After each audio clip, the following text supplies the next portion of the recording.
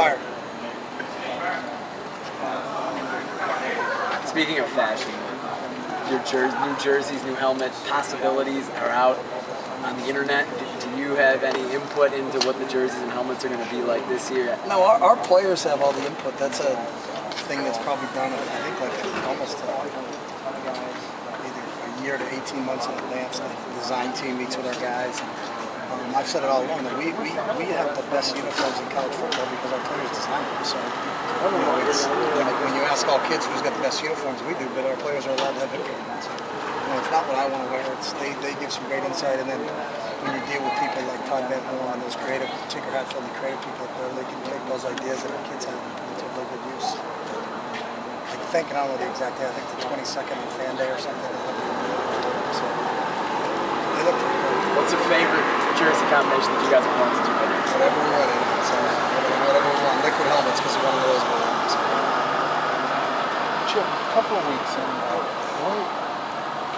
what are your impressions in terms of how this team's developing leading into the first game of the season? I like where we are. I think our kids have gone out every day for practice with a sense of purpose and an understanding of how to get better on that individual day. I've seen improvement from them. Kids are really starting to grasp what's going on. I like where we are so far. We're still 2 weeks away when we're not ready to play a game, but I've liked our progress since we got into the 6th.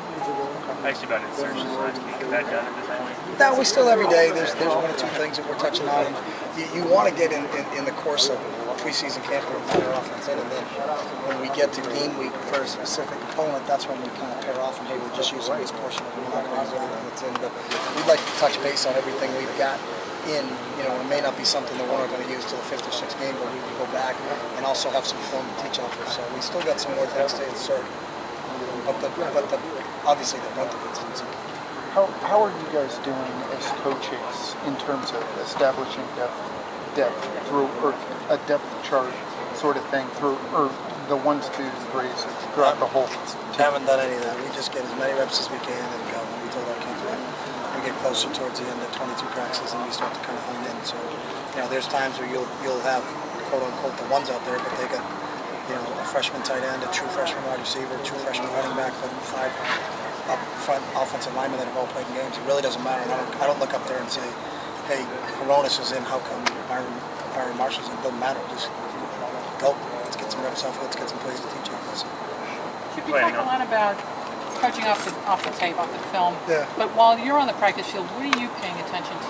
The same thing. You can coach, but you got to coach real fast. And if you want to talk to a player, you got to kind of get him out and get a sub in because we don't want to slow it down.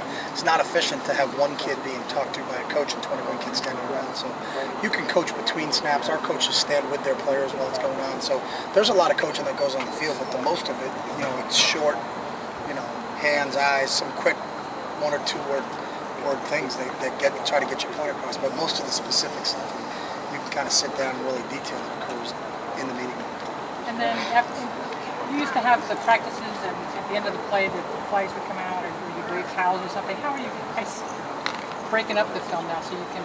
We understand. We don't have to do that anymore. Our guys know when the whistle blows because everybody's kind of playing to the whistle. So I don't know if they can hear it in the film. We haven't had to do that. You're still operating on the same time frame, you said announcing a depth chart after 22 practices. Yeah, that hasn't changed. Sounds like there's 5,000 or so tickets left for the opener. Surprising to you? Did you hear about that? Yeah, I heard about it. I think it's a great opportunity. There's a lot of people I've heard since I've been here is how hard it is to get a ticket to the game. So now there's 5,000 open, so people have never had a chance to get in. Get down to your duck shop or your duck store, wherever the heck they sell tickets, because I have no idea. But climb up, come see us play against Arkansas State. I think it's a great opportunity. People get to come into your game. So anybody who complains that they couldn't get a ticket, they can now. So. Thanks, Joe. All right.